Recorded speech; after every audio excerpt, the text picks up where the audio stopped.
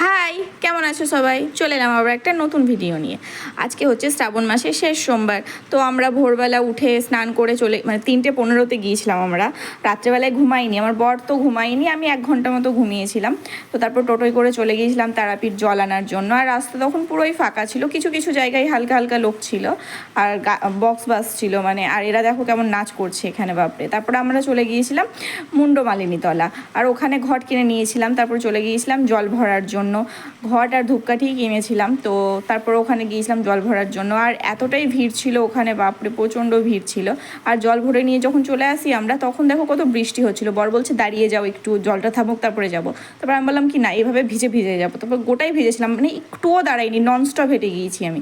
মানে কোনো দিন যাইনি, আমি ফার্স্টবার গেলাম, তো ভাবিনি এতটা পর্যন্ত হাঁটতে পারবো। বাপরে ননস্টপ হেঁটেছিলাম। তারপরে বাস এখানে এসে আমার হালাত খারাপ হয়ে গেল, মানে আমি হাঁটতেই পারছি না। আমি কাপড়গুলো এতটাই পায়ে বিঁধছিল, মানে প্রচণ্ডভাবে মনে হচ্ছে আমাকে কেউ পিছন দিকে মানে পায়ের তলে ছুরি মারছে এতটাই। তারপর আমি আর যেতে পারিনি মল্লেশ্বর।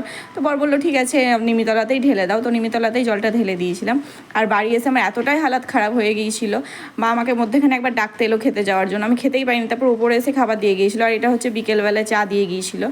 আর দুপুরে খেয়েছিলাম হচ্ছে ডালিয়া। তারপর ওই পানি একবার ছাদে গেলাম, মানে হাঁটতেই পারছিলাম না আমি, এতটাই কষ্ট হচ্ছিল আমার। তারপর ছাদে একটু ওয়েদারটা দেখে এলাম। তারপরে নিচে এসে আবার ঘুমিয়ে গিয়েছিলাম। তো রাত্রেবেলায় উঠেছিলাম, আর বর দেখো পিছন থেকে হাত বাড়াচ্ছে। যাই হোক, আজকের মতো এতটুকুই, বাই, পরে আবার একদিন দেখা হবে।